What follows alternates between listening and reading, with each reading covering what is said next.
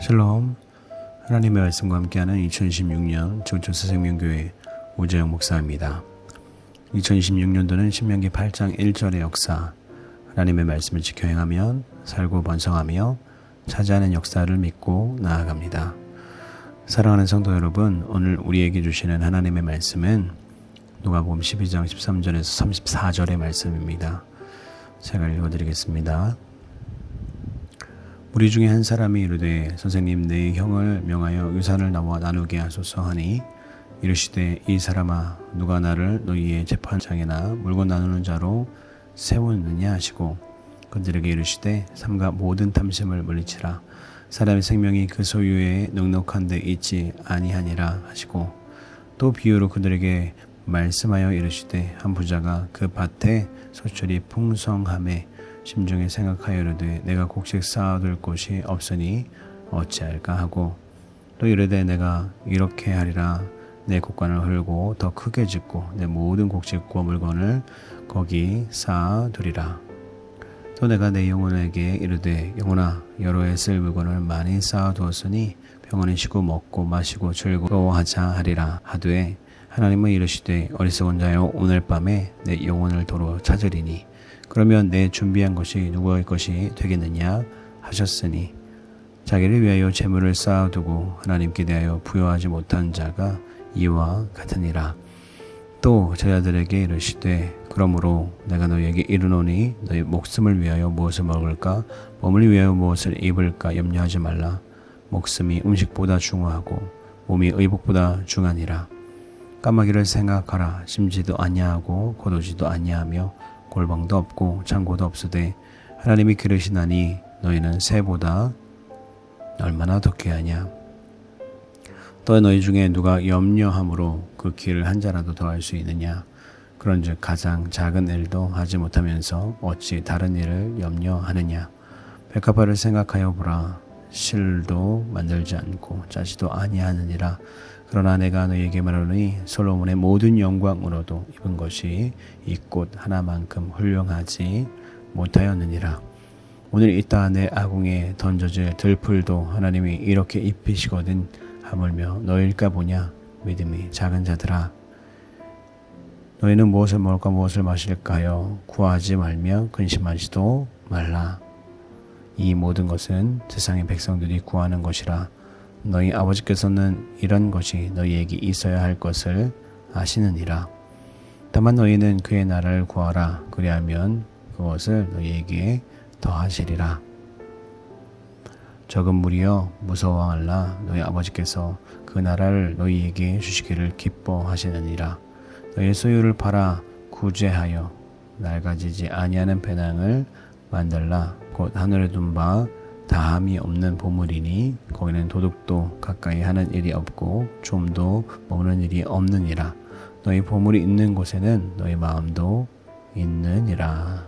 아멘. 오늘 하나님의 말씀의 제목은 내 마음은 어디에 있나 입니다. 부와 가난에 대한 예수님의 가르침이 오늘 말씀에 나옵니다. 예수님은 가난한 자들, 사회에서 소외된 자들을 받아주시고 그들과 자주 교제를 나누셨습니다. 그분은 상속을 받는 땅도 스스로 취득한 재물도 없는 목수의 아들이었습니다. 부와 가난에 대한 예수님의 가르침은 이런 배경과 직접적으로 연결되어 있습니다.